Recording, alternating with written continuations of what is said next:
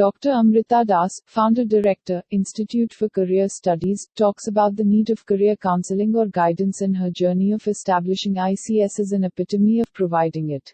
What inspired you to plunge into the niche domain of career counseling and guidance and lay the foundation of ICS? So I always wanted to be in the field of education, but do something different.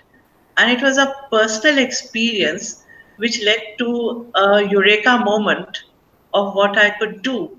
So I'll share that personal experience with you. When I joined my PhD studies on the theme Anglo-Russian rivalry and its impact on British India, I found that most of the documents were in UK, at the British Museum, at the Public Records Office, Bodleian in Oxford. So it meant that I have to go to UK, and there was very little information about how one could go about it. I also needed a fellowship or a scholarship to do that.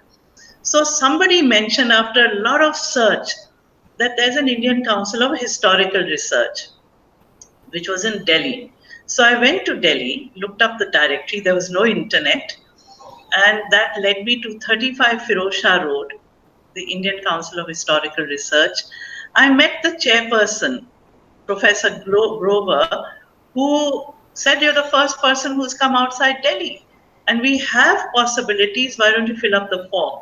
To cut a long story short, I filled it up, got a fellowship, went to the School of Oriental and African Studies, which is the best place for history in the world. I had a great guide in Professor Malcolm Yap, and I had a wonderful experience. Now, what that experience indicated to me is that there are opportunities that people don't know about. So when I came back, I had this idea of how about starting counseling and guidance services to enable students to know what there was in the world for them and to match it with what they would like to do. I shared this idea with my mother, who immediately came up with the name. She said, "Why don't you call it the Institute for Career Studies?" I said, "But that's a very big name for an idea. I've not even started it." And her reply was, "You will grow into it." And that was indeed prophetic. Because with a name like that, it was like thinking big and starting big as well. How has been your journey so far since the inception of ICS? So the journey has been exhilarating, exciting, fulfilling, enriching. So everything from conceptualizing to designing to delivering services has been a pioneering effort. And then when you test it and you find that people appreciate and they find it useful, it really gives you a great sense of satisfaction and fulfillment. So the approach has been to fine-tune the choices to each one's unique frequency. And this has brought out the best in them. And this has culminated in their happiness and success. So you've got 35 years of experience with people launched in fields across the career spectrum, and all very happy doing what they're doing. So the one satisfaction has been the fact that this idea worked, and worked to the extent that the feedback was so overwhelming that today we have 300,000 students who we've counseled and over 500 member schools. What is more, the recognition has not just come from our country, India, but globally.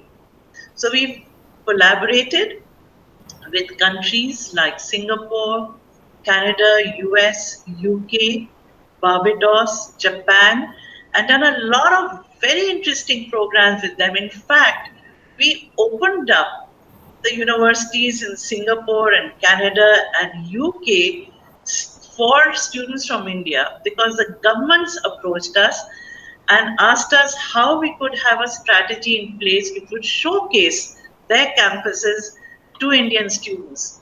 So we led a lot of interesting visits of principals first and then counselors who got to know what was on offer and could then suggest it to their students. Various services under counseling and career guidance that ICS offers. So we have a number of services on offer. and we believe in a journey from class to career and beyond. Our dictum is there are no ideal careers, only ideal choices. So we start the journey from students of class 8 because many of them have to choose subjects in 9 and 10 and they're confused. And then we move on to students at every stage, through to college, through campus placements, and so on. So, one broad area of work is career counseling and guidance for students in schools and colleges. We've also realized there's a big need for career counselors, so we launched a postgraduate diploma for career counseling and guidance, which has been immensely successful. And our first batch of 28 learners all got fabulous jobs, some in our member schools and some beyond.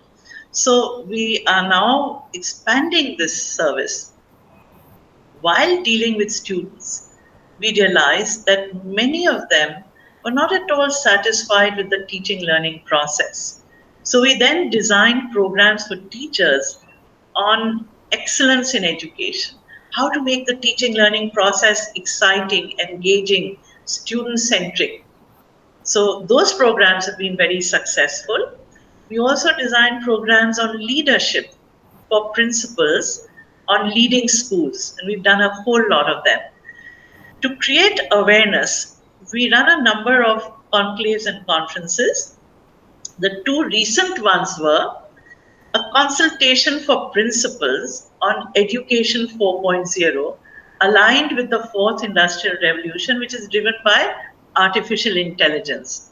And the other was a conclave for career counselors, for teachers, for principals, for parents, for employers, that is, all stakeholders on Careers 4.0. So that was in Delhi 2 years ago at the Sheraton, and it brought about 200 plus stakeholders together where we learned so much about the forward and backward linkages which would help anyone in the journey to move from class to career and beyond.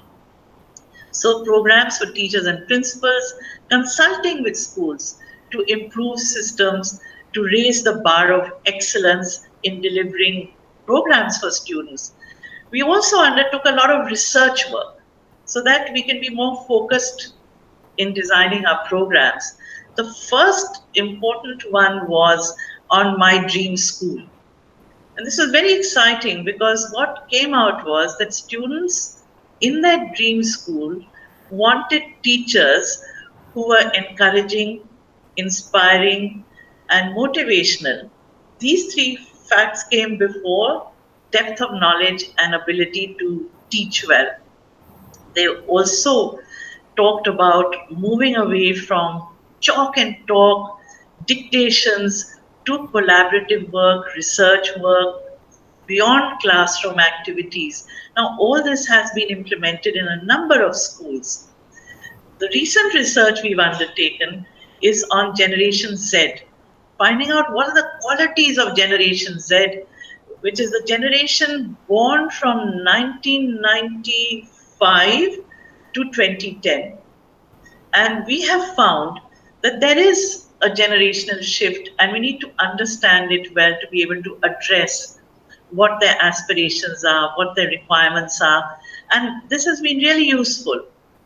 Beyond that, as I said, we continue with our collaborations with universities, wherein we also encourage professors of different universities to deliver courses on new age careers like nanotechnology or very interesting ones like, let us say, financial engineering.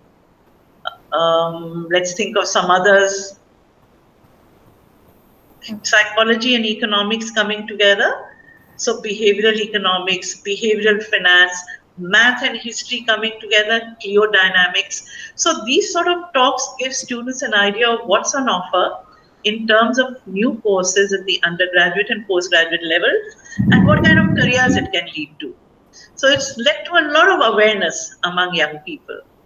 So these are some of the programs that we do, and It's exciting to keep innovating and leading the change, for which flexpertise is important, agility is important. The new programs that we have is to actually continue to help our students to be future ready. This is a VUCA world: volatile, uncertain, complex, ambiguous. And in this VUCA world, it's important to know what's coming next and to help our students to be future ready. So there are careers today that did not exist yesterday, and there'll be careers tomorrow that don't exist today. So we need to look at new skill sets. So one of the advices that we give our students is that whatever course you're studying, along with that, take up short courses on analytics, on design thinking, digital marketing. So what we're trying to do is to help them to develop the necessary hard skills and soft skills so that they are sure of a great future. The second approach is to develop a kind of a career portfolio that brings together the core competencies and talents you possess. Because where your talents and the needs of the world match lies an opportunity, and you've got to jump at it with the frequent changes that are happening. So we've kind of come up with this concept of an ideal career portfolio, because every member of Generation Z will have at least 6 to 7 different jobs in her life journey, in his life journey. So to be able to move from one to the other with ease by being a lifelong learner and upgrading your skills continuously. So that's the other thing that we have worked towards. We also work with policymakers, because there's certain changes that need to be implemented at the school and college level. For example, it's very, very important to move out of the silos of art, science, commerce, physics, chemistry, math, physics, chemistry, biology, commerce stream, humanities stream. It's important to be interdisciplinary so that you can connect the dots. So we've encouraged schools to move students out of science, arts, commerce stream and allow for interdisciplinary subject choices, because the boards allow it. Many have done it, and the students are doing brilliantly as a result. Another very important aspect here is to be able to link this with colleges and universities who have a different, I would say, eligibility criteria. So now the eligibility criteria is being aligned accordingly, and you'll be interested to know that for engineering as well, students will not have to do physics, chemistry, math. They can do physics and math, computer science, and any other subject to get into engineering. Another important intervention has been to enable everybody to realize the importance of liberal arts, of humanities, because most schools did away with humanities because there was no demand. So they offered science and they offered commerce, but humanities was not on offer. So what happened to students who were great at social studies? They would either have to take science or commerce, and as a result, not excel. They weren't getting a level playing field. So we went on to a campaign of bring back the humanities.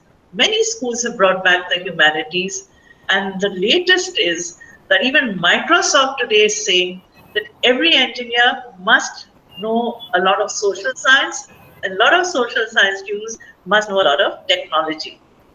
So that is something that we've been doing to be able to look ahead and facilitate the necessary changes by talking to all stakeholders and policymakers.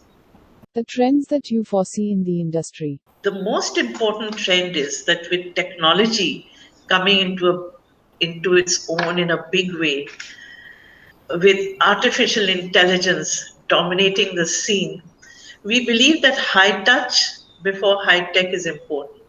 So emotional quotient still has a lot of relevance, and EQ is something we have to help build because technology has led to a reduction in the emotional quotient level of people. What happens is we engage so much with technology, which is good.